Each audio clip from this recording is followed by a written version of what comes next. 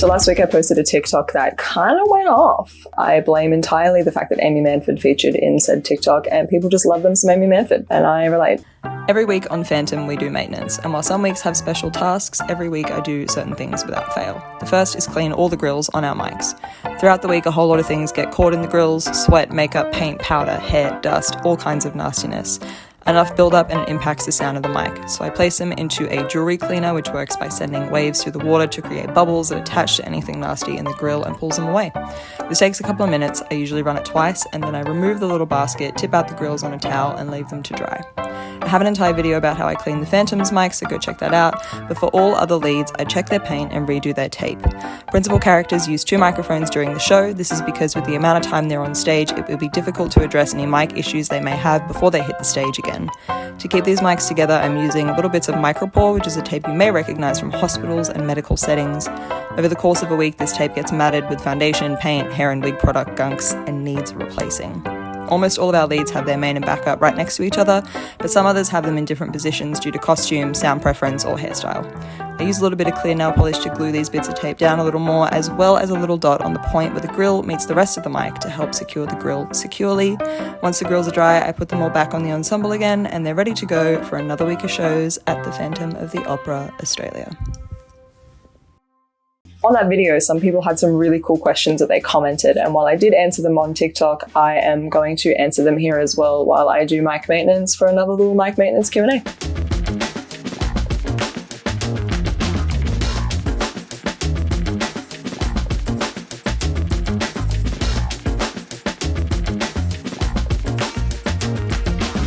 First question, and this one comes up every time I post anything about Phantom on TikTok for some reason, and that is, what brand of wireless mics do you use? On this production of Phantom, we are using Sennheiser transmitters and receivers and DPA microphones. I'm going to make another TikTok today, actually, that shows you the different ways that these are used in the show, the different kinds of rigs that we make out of these, but that is what we use on the show. On cast members anyway, there's lots more on the pit.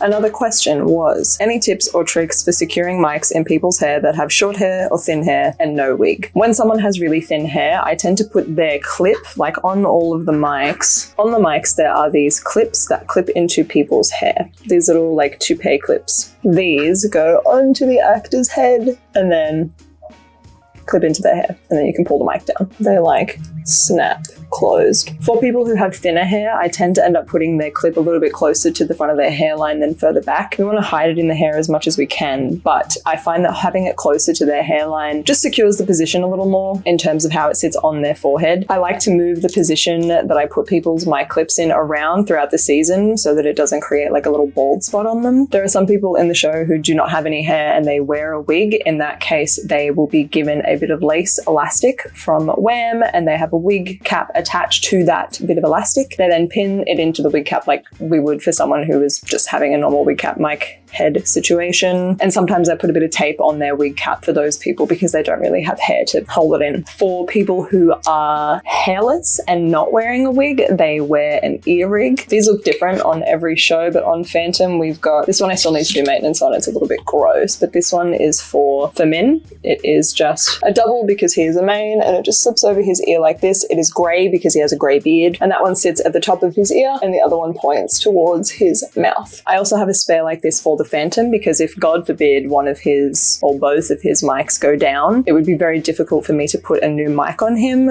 due to the prosthetic and makeup that he has to be in, so I have an ear rig just in case. You can also use the little elastics that you put on your braces and like dental elastics onto the mic itself and then wrap a little bit of hair with it so that the hair and the elastic holds together.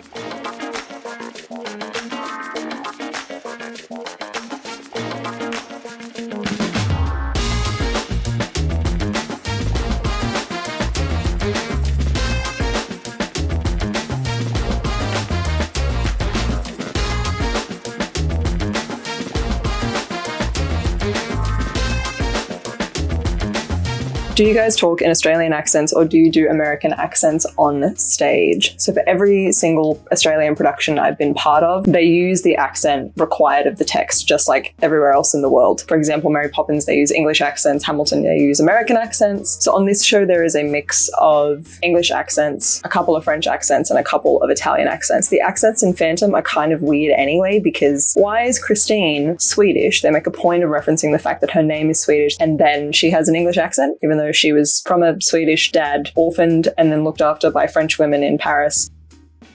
Confusing. Also, in the Phantom movie, some people have American accents, which is just the whole time. But yes, in this show, everyone uses the accent required of their character. If you head over to my TikTok, I did make a video where I got the cast to use their accent for their role, and it is amazing.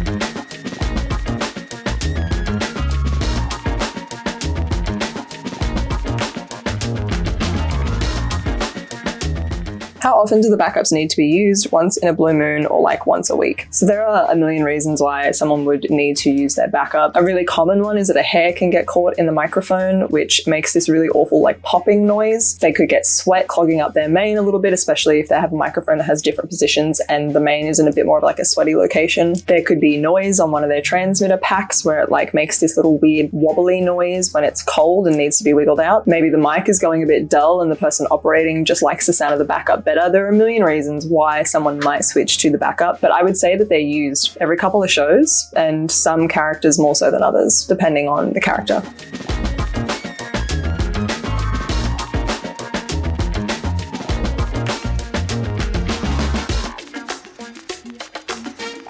Framing may be a little different because I totally forgot to answer a question while I was doing this before. Found any tape that actually holds? I'm going to run you through all the tapes that we use currently on Phantom. This one that you see me using on the mics to set up their rigs is MicroPore.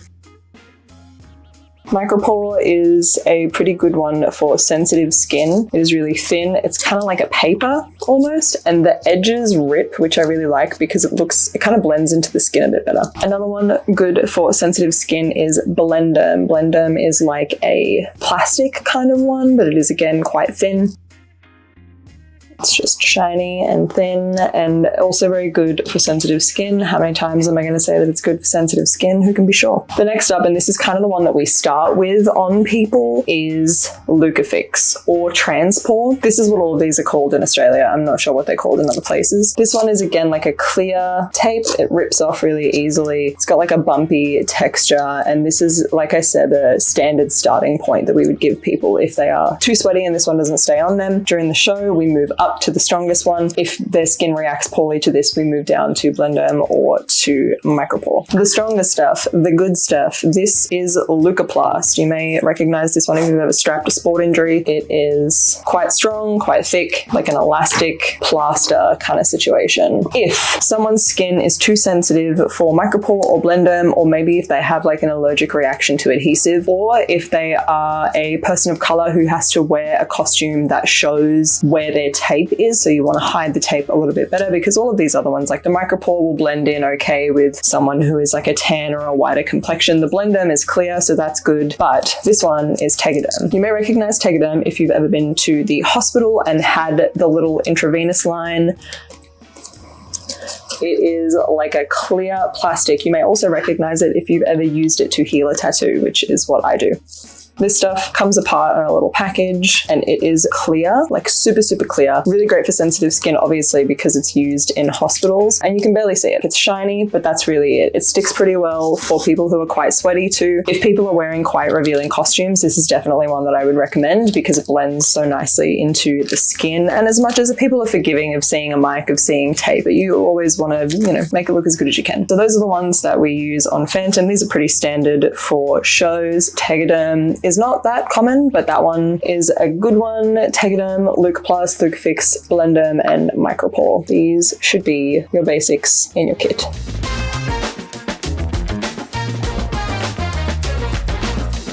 those are all of the questions that I have today from TikTok. Leave me a comment about anything that you would like to see relating to this kind of stuff. I will absolutely be making another one of these before we finish up the season. If you are someone who uses Discord, I now have a Discord. It will be linked below. Please go and check it out. It's a really great community that we are making that I'm really enjoying. There you'll get notifications about everything that's happening, including when I go live on Instagram, which will eventually evolve into going live on Twitch, which I did earlier this morning. All of that stuff can be found on my Instagram in the link in my bio and the link that is down in the description here. Thanks for watching, and I'll see you next time.